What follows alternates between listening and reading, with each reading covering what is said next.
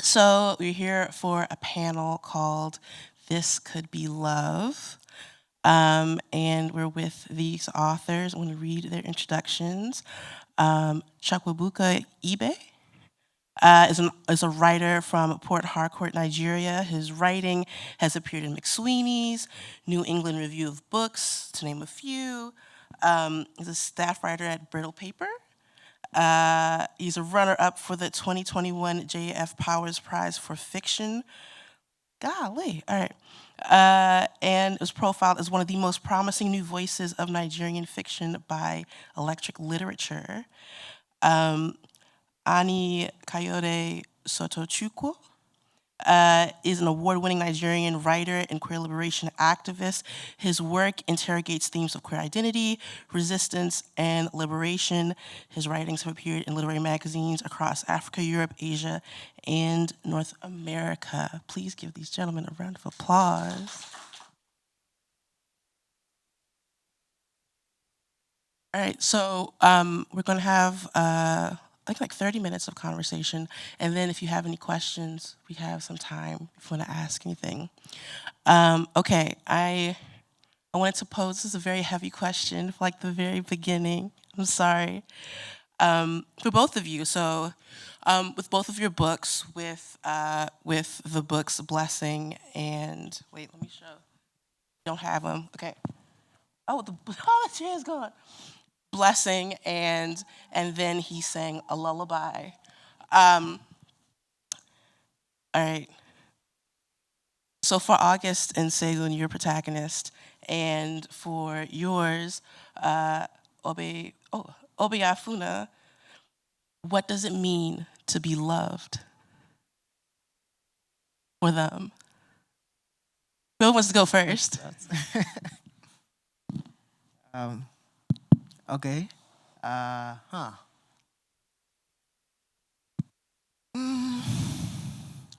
This is an interesting question because it was a point of conflict between them, right? Yeah. So not just does the other person say they love you, but what does it feel like for you to be loved, right? Mm-hmm. I think that there is a sort of kinship, there is a sort of being there, right? Mm-hmm. And a sort of understanding that love entails, because it's not just about the other person just saying, oh, I love you, right? But about them also understanding how you see the world, right? Understanding you as a person, right?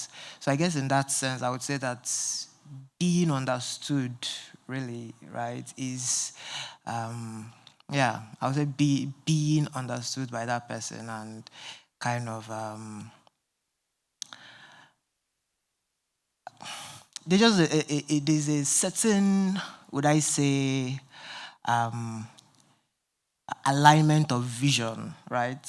That love entails. You know, like how do you envision the future, and how does that person envision the future, and what do these two visions, you know, where do they sit in relation with one another? Because, for instance, for Shegun, right, one of the biggest problems was that August just didn't get it the way Shegun wanted him to get it. And I feel like there's definitely the need for that get it, right? There's definitely the need for basically that yeah, I would say understood. Yeah, I think that's the that's the simplest way to put it, being understood. Yeah. Thank you. Yeah. All right. Yes, so there's that. But I also think that in Blessings, to be loved, I will say what love meant to Obiefuna was to be seen. To be seen for who he was, and also, of course, conversely, to be accepted for who he was. And I think that's such an interesting question because Blessings is a book that deals with love in all of its forms. So there's romantic love, obviously, but there's also maybe even particularly platonic love or familial love, because Obiefuna is constantly craving attention, acceptance, attention in a good way, acceptance, love, really, from those who are closest to him, from his parents, from his friends, from his sibling. So it's blessings is like a constant pursuit of that love, and for Biafuna, what love means is to be really to be seen in his true authentic self, and to be regarded, accepted, loved for that identity. That's so interesting because I was going to ask, like, is it to be seen? But also, I think with both books, I think in Blessings, the protagonists, their birth is considered like a miracle and like a blessing, whereas in your book, August's birth is considered like there's like a burden to it, and they're both books are like carrying that birth throughout, like the weight of it. I wondered if you could talk about that a little bit. Yeah. So for context, right? August has three elder sisters, and so he's basically what we call a one-eyed man with a depth to the blind, so to say. Sorry for that. So he was there was a lot of expectation hanging on his beds, right, as the only son of his parents. And I guess, the way it's kind of, he expressed it, or the way he internalized that expectation was in sort of a prison way, right? Because a lot was riding, so to say, on him being the son of the family, the son that his family was expecting, and then growing up and realizing, oh wait, I don't fit in this way, and I'm not going to fulfill the very because that's the story of their family is that they really, really wanted a son, right? And they wanted a son because of would I say, not just as, oh, I want to have, a male child, right? But because of the social and the cultural kind of roles that a son fills, in traditional Igbo society. And, growing up and realizing that, oh, maybe this, maybe I'm not going to actually meet these expectations. That is what kind of, sets those questions off of where even does, the August's family end, and where does August as a human being begin, right? In what way can he even see his happiness, dream, whatever, right, outside the context of the family that he's coming from, right? So I think that in that way, right, that's in that kind of way, it kind of puts him in a very complex position, right? Because it wasn't just about, oh, do I satisfy my family or not? It's kind of like he's already raised that his happiness itself is tied to satisfying his family. The way he conceptualizes himself, the way he thinks of his place in the world is all tied to, who is August to August's family, first and foremost, right? And because of that kind of, would I say, dissonance between who he's feeling that he is and who he has basically been raised, as by his entire family. So that's what kind of keeps creating this sort of conflicts, right, that we see follow him through the book. Again, similar, and I feel like I'm going to be saying this a lot, and I promise Kayode and I did not, this was not a joint project. I didn't read his book, and he didn't read mine before it was published. But I just think maybe because you're writing about similar cultures, then certain trends would be observed. But yes, it's that. So Obiefuna's birth is regarded as a blessing, which, spoiler, informs the title of the book, among other things, of course. basically just because of the circumstance, the cultural context. The birth of a child, of course, and I don't even think this is a specific Igbo thing. I think it's a human thing, that the birth of a child is joyous and considered precious. But then I would say specifically in Igbo culture, you have all of these mythologies that come with it. And it has to be said, the birth of a son, even more. And in Obiefuna's case in particular, it's that the mother has, spoiler alert, gone through a lot before she had him. So his birth, and especially the circumstances surrounding his birth, and the way his birth seems to change the family's fortune, is considered a blessing. And so the idea of the book is, how do you stretch this idea? Because it's that, so the birth of a son is considered a blessing, but then at some point the parents are grappling with, what does this mean? Because the son is no longer ticking all the boxes. So initially he's a thing of joy, he's a thing of happiness, but now he's not your traditional son. And so then the idea of a blessing gets turned on its head, where now they have to grapple with him, being queer and having that identity. And so yes, it's a book that's very much interested in exploring just the traditional idea of a child's birth, which is a thing of joy, but also tracking that to discover what went wrong and where. Okay, so in that regards with the book, when did you decide that Obiefuna's mother would be such a central role in the story? That's a good question. So from the moment I conceived of the book, I also conceived of the mother. So I think, as not to sound precious, but when I heard Obiefuna's voice, I also heard his mother's. So the book just had to be written the way it was, because I think maybe because I was interested in, I am very interested in the parental perspective. I've read, maybe not Nigerian, but I've read a lot of sort of queer narratives that, as they should, center, the narrator themselves that are queer, and sort of everybody around them is a secondary character, again, as it should be. But I've also just been interested in, well, what does your family actually think? Because again, I am very interested in the sort of the question of love in all of its forms, and I just struggle to believe that the mother who genuinely cares for her son at some point hits him 100%. I think, or maybe I am just interested in, if that's the case, then I'm interested in tracking where things change and when and why. And in Nigeria in particular, you have, it's a very conservative culture, so you have very conservative parents.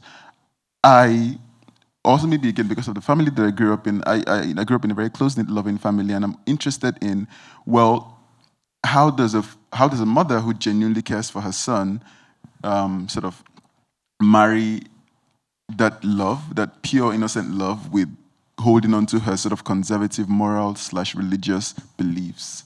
I was very much interested in that. I wanted to see a mother struggle with that, because I just refused to believe that there's no struggle. So that was why I think the second I heard the son's voice speaking out in this place, I also heard his mother's in the background. Interesting. So when we talking about like being seen, being understood, I would segue to Ani. When you started writing the book and you had the idea of August, when did you realize that Segun would be such an integral character? So funny enough, Shegun, the first idea I got of the book, Shegun was not in it at all. Yeah. In fact, the first drafts of the book didn't have Shegun's perspective at all. It had Shegun, but it was still from August's perspective. But then I initially conceived of the story about August, right? Who is this person who, his mom gave everything to, deliver a son to the family, raised by his 3 other sisters, to be the son of, etc., etc. But then along his journey, when he got to university, that's when, because I am someone that writes basically as the story flows. I don't know how to plot. I don't know how to, because the story keeps changing. You're doing great. Thank you. The story keeps changing until the very last minute. So Segun was introduced in university. That's where he and August met. And he became a character because as the story progressed, he had such an influence on August, just in terms of even how he saw the world and how much, you know, would I say, chance, so to say, he gave fairness as an idea, right?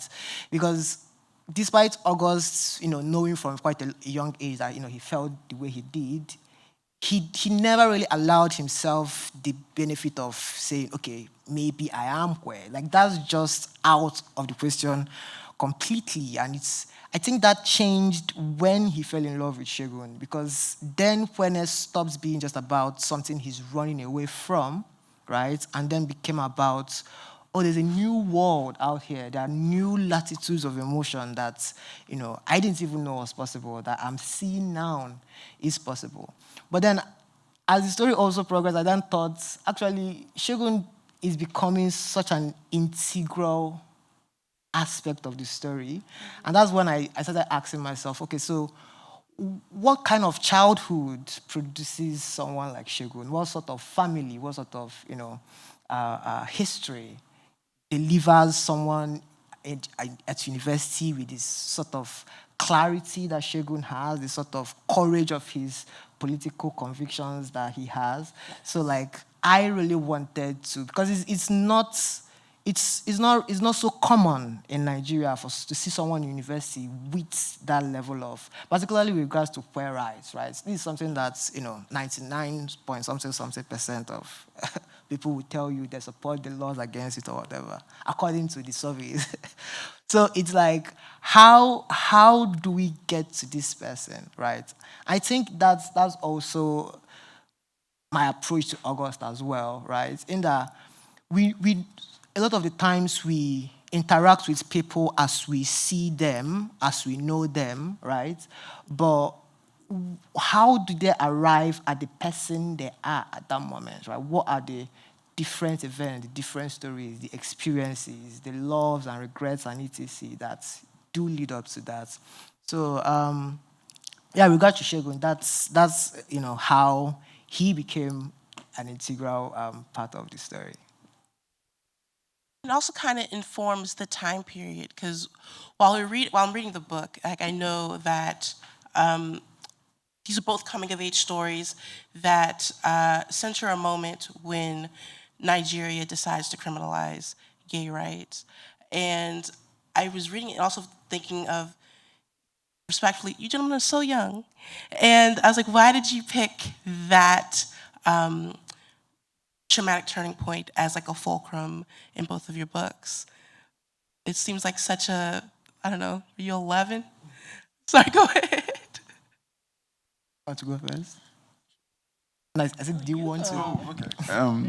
Yes. So, many reasons. One, because I had not read it before, and it's such a monumental negative time for sort of queer individuals in Nigeria, and yet there seemed to be just not enough literature engaging in. Because I like to think that, I would like to say that you cannot be delusional. Nigeria was never really a haven for queer people, even before the law. So it's not like the law was the beginning of homophobia. There always was homophobia in Nigeria. But for me, it's that the law then legitimized it, as the law often does. So the law, and then of course you had offshoots of now a certain kind of, I would say, daring homophobia, daring violent homophobia that still happened before the law, but I wouldn't say was, at least not from my research, was as commonplace. And even more than that, then you had the police, as the Nigerian police is wont to, taking advantage of the situation to prey on the queer community. Because again, they have the backing of the law. And in the country where the law is a finical thing, the law, in my opinion, just made everything even more complicated and even more dangerous. So I wanted to sort of track how the law changed things, and how sort of the way that queer people existed in Nigeria prior to the law, and the effect of the law afterwards, where what was what I was thinking about as I thought about writing the book. Oh yeah, sorry. I was I was listening. So for me, it was I was in my last year of secondary school when the law was signed, when it was signed into law, and I got into university the next year. So 2015, I started at ESUT, and I would say it was kind of a political awakening for me in some sorts, right? So growing up, I was raised by unionists, right? Market trading unionists for that matter.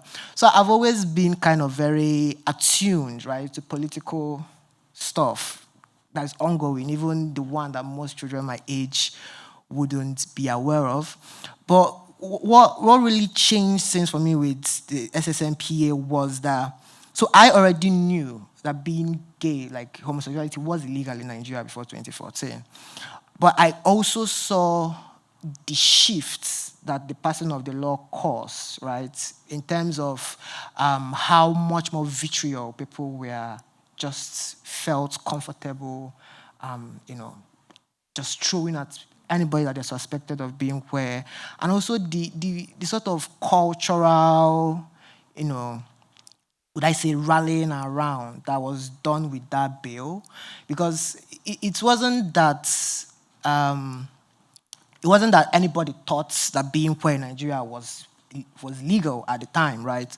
So it's really, it made me start thinking, right? So what actually was the point of the law, right? At this time, I was already organizing, I was a queer activist in ESUT, which, being a queer activist in any Nigerian universities, but yeah.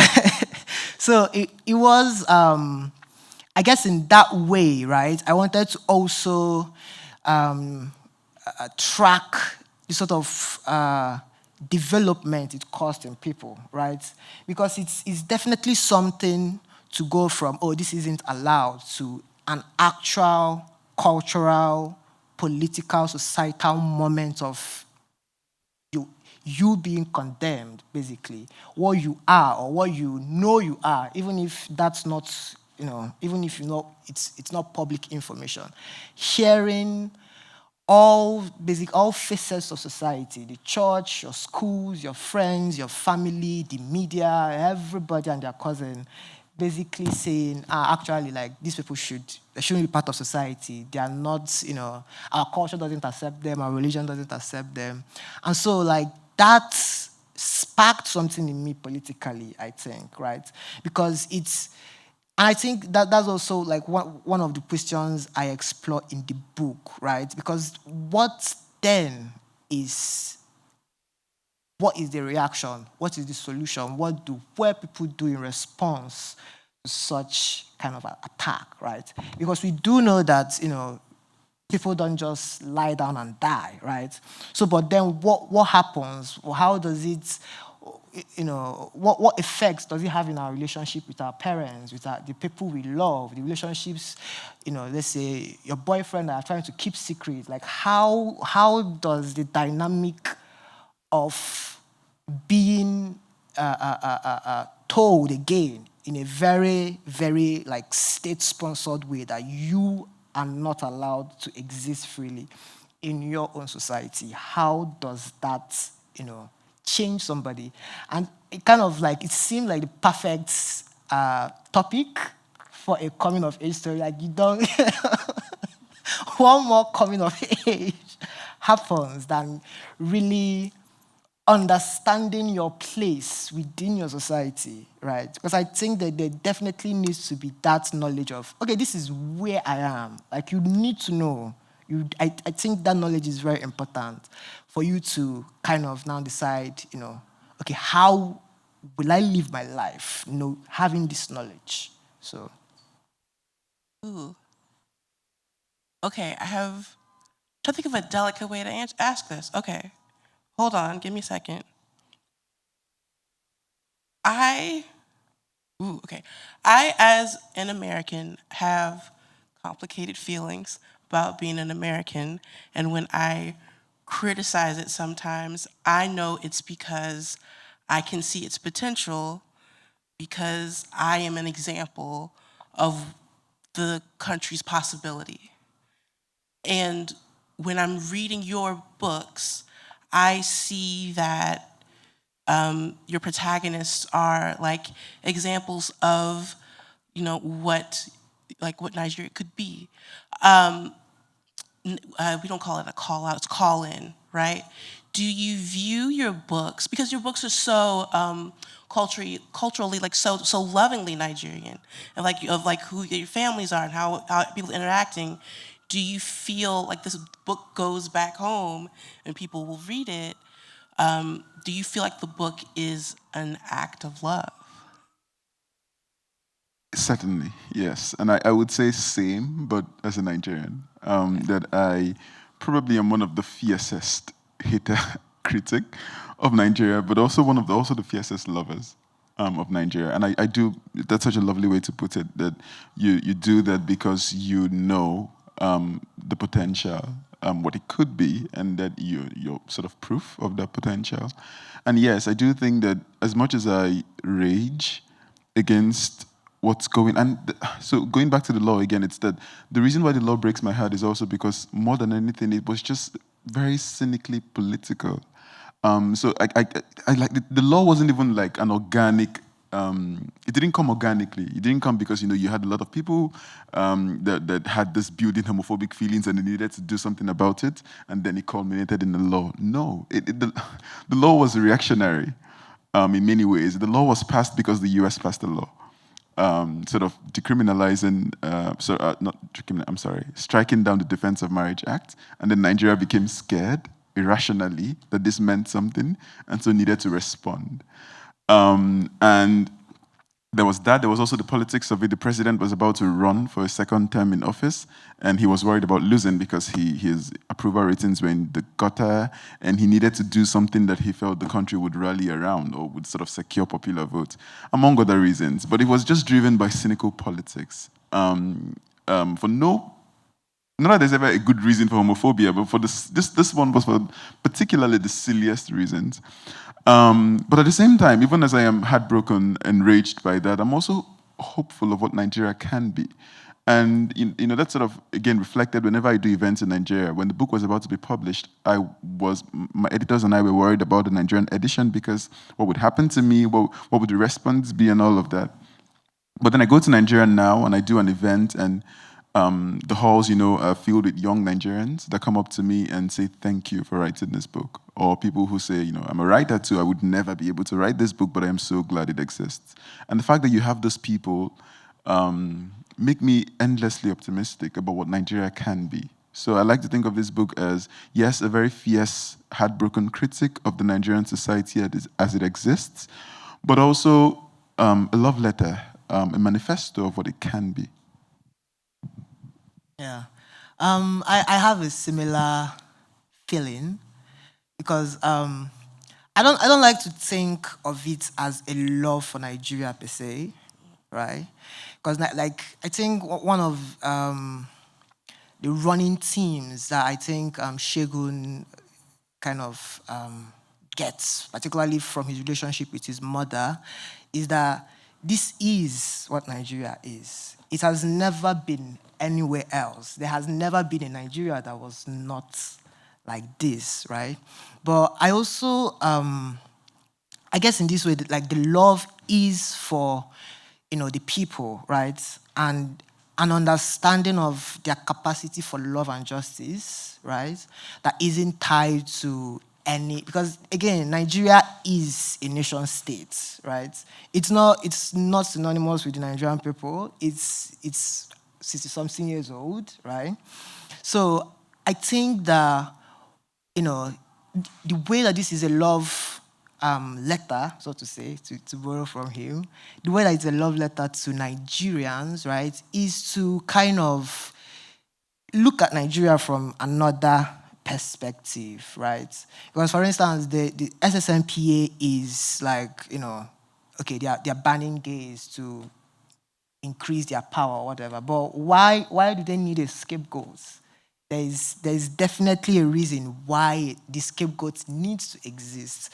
And I think that in that way, this book ties homophobia, to the wider Nigerian economy and the wider political situation in Nigeria, right? In that the ruling elites need to build consensus through exclusion, right? They need to build consensus through, creating moral orders that they can point to and channel the rage for their failures towards, right? With the SSNPA, for instance, it's like just like you said, it's just a very blatantly, politically opportunistic bill, right? But that's most Nigerian bills to actually begin. In fact, like the SSNPA is not the first time the Nigerian government tried to ban, pass that particular bill. It also happened, I think, in the 2006 or so. So, but when you look at like the history of these legislations, you see that there is always something happening, right? And some of the times in fiction, when we are depicting our stories, we sometimes don't give as much attention to those background things that are happening. And in a lot of the cases, those background things are directly feeding into, these laws, right? Jonathan's administration needed the popularity because he had tried to remove fuel subsidies and faced off against the Nigerian unions. He had completed the privatization of electricity. He was facing widespread corruption allegations against his administration. And even in the book, you see that anger exists in people. And you see that anger get switched off when they're told, oh, look at the gays, you can look at them over there, you can hate them. And I think that's actually very important, also holds space for, because it holds the solution to the problem of queer criminalization in Africa, right? If you're talking of, oh, how do we fight back, right? Because I think at the end, I do hope that more than entertaining, this book also incites, right? It also tells people that resistance is not futile, right? It is possible for a well-liberated Nigerian society to exist, right? But that also leads us to, okay, how do we go about fighting for that society? Which brings us back to the political, mechanisms, basically, through which this queerphobia clause come about, which is that there are specific policies, there are specific actions that governments are doing, right, that are very unpopular, but they still have the possibility of rallying support, even from people that hate them for their policies, if they can find a way to scapegoat queer people within that conversation. No, okay, wait, I'm trying to. There's a broader conversation that's being had right now of like queer African literature coming to the forefront. I'm thinking of I think Speak No Evil and like The Death of Vivek Oji. Nobody is having a good time. But I think there's a broader question that was like in your book, but can queer love survive such hostile environments? That's what I'm trying to figure out. Okay. So yes, right. I think for me, right, I try to reframe the question in how I think about it, right? Not can queer love survive, but can queer love actually defeat such an environment, right? Because then it stops being about, oh, the world is the way it is, like what do I do? How do I, everything is against me, kind of. And becomes more of the world is this way, where people are oppressed specifically for a particular reason. There is a reason why queerphobia exists, and that reason is very political. Nobody is born hating, queer people.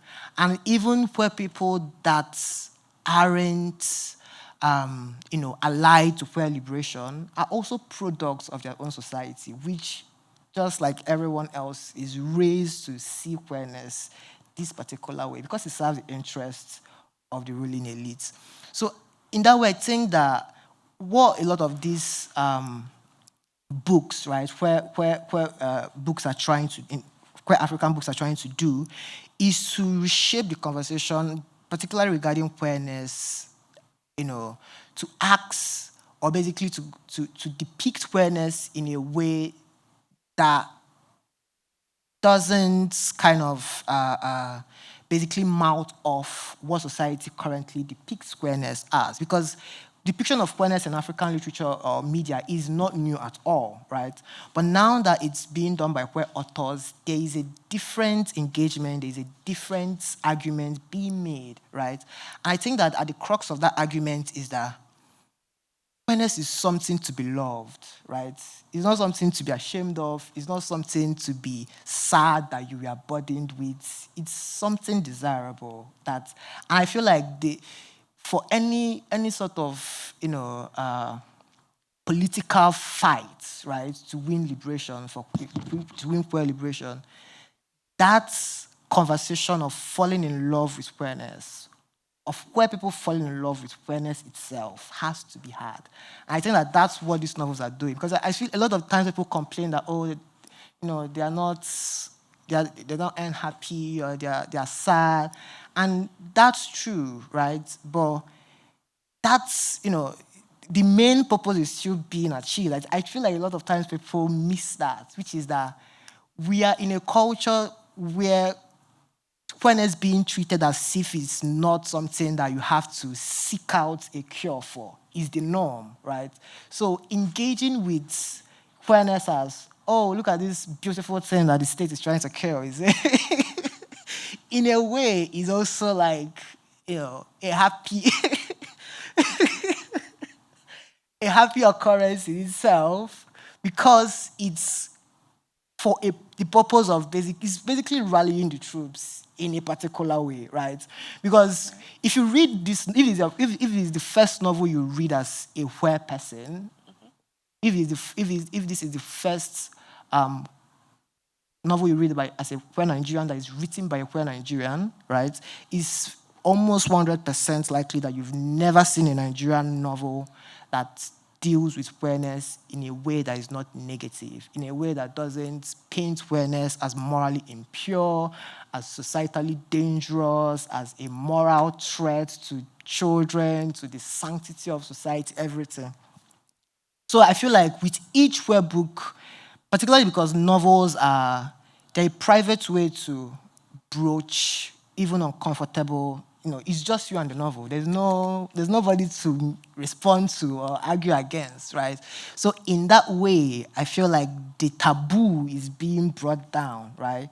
And of course, particularly because the struggle for queer liberation within the African context is going to need an African, approach, right? And that sort of understanding, right? That sort of contextualization of where this actually comes from and how, it's tearing families apart. Because, it's not just that, when you say that, queerness is bad, it ends there. This is mothers and their children and fathers and their children and siblings. And because no matter how loving, no matter how much you love someone, when you find out they're queer in the Nigerian context, you are brushing up against, your entire life, learning your entire life that this person is a threat to the well-being of Nigerian society.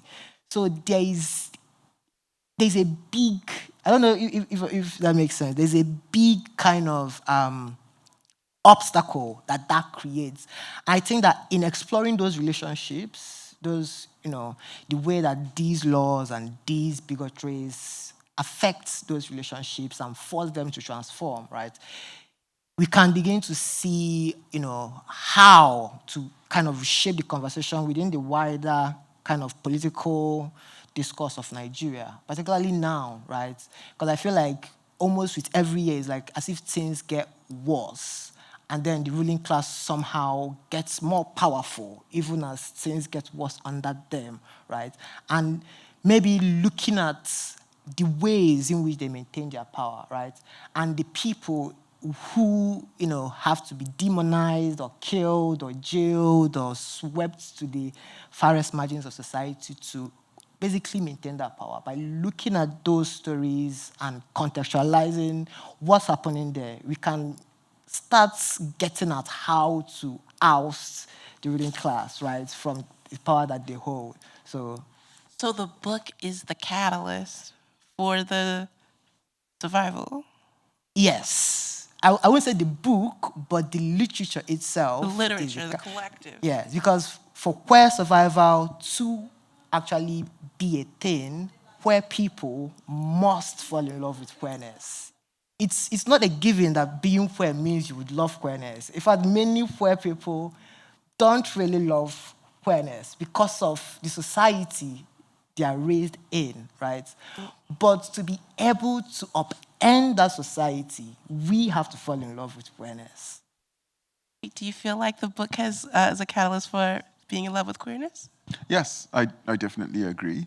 But also the original question was, what do I think about sort of happy queer narratives in African literature? Or just like, is it possible for queer love to survive in like this hostile environment? Right. Yes. I mean, yes. I do believe it is. And maybe that's also because I am in my personal life off the page. I am internally an optimist. Even if the book might not reflect that, but I promise me and the book are very two different people. In real life, I do believe in happy endings. In my fiction, not so much. But I do agree with Kayode, for instance, that in my opinion, even progress is being made by the kind of literature that is being put out now, even if, unfortunately, we don't have and then they lived happily ever after, which is coming in 20 years. 20? Or 10, tomorrow. But it will come. I do believe it will come. And I don't even think it's foolish optimism. I think you just have to go to Lagos, for instance, to see the difference. I would say the difference from 10 years ago, for instance, or even 5 years ago. And yeah, that queerness isn't new to African cultural and literary and media space, but the representation of it is. And for me, that is progress. So Nollywood, for instance, which is our lovely version of Hollywood, I guess, would feature queerness in their past narratives, but it was often as a negative. It was often as something that children who went astray were punished by. That's the punishment from God. Or that if that was how they were, then there was always a moral lesson. So the person who is queer would die, or something would happen. And that was supposed to serve as a lesson that you should avoid this. But nowadays, in Nollywood, I was so shocked that you would go on YouTube, for instance, which is a very popular medium now for Nollywood for some reason, and I would watch I would use the word authentic Nollywood movies that featured queerness as, if not necessarily a positive, just is, as a fact. You would see this person has a friend, and the friend is just gay. And they're not making a point whether it's good or bad, they just are. And for me, that is so progressive. I like that is even a thing now, as opposed to in the past where the friend who was, queer would be the bad one, or the one that you're supposed to avoid, or things like that. But now it's either they're even the best character in the movie, or they just are a character, full stop. And that is progress, and that is Nollywood, which probably is kind of one of our most conservative literary cultural avenue. And then, of course, if you come to literature, there are just a ton of literary books that are either engaging queerness via its narrators or in its full forms, or just introducing queer characters as just random characters. And for me, I think that's even what I sometimes like the most when I especially in Africa, when I watch a book or read a movie where there's a character who is queer and they just they're not doing anything. They're not there for people say deaf. What are they doing there? nothing. They just are queer. People are just queer. They don't have to be. That doesn't have to be a means to an end or a representation of something. It's just what it is. And seeing that for me is progress. So yes, I'm able to. It's hard not to be optimistic when you see that. All right, I'm looking at the time. I think this is it. Thank you so much. The books, and then he sang a lullaby and blessings. If you haven't read them, please read them. They're really good. Thank you so much. Also, I don't know, enjoy Pride in New York City. Thanks.